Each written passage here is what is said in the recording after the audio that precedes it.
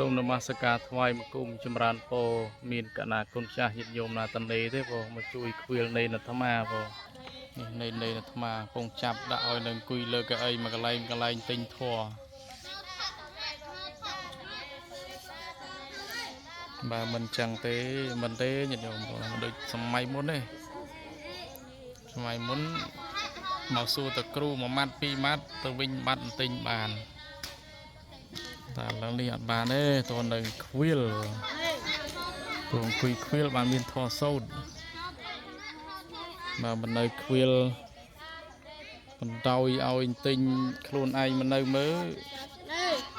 បួស20ឆ្នាំតន់បានធေါ်មួយមេផងនៅខ្វៀលទាំងយប់ទាំងថ្ងៃហ៎មិនចឹងទេគ្មានធေါ်មួយមេទេបួសបានកៅអីទិញមកស្រួលមួយយ៉ាងដែរបានកៅអីមកស្រួលមួយយ៉ាងដែរ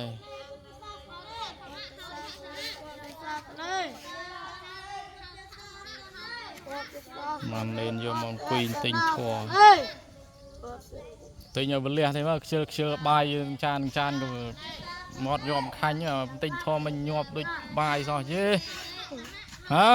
ពុទ្ធសាសនាពុទ្ធសាសនាពុទ្ធសាសនាពុទ្ធសាសនា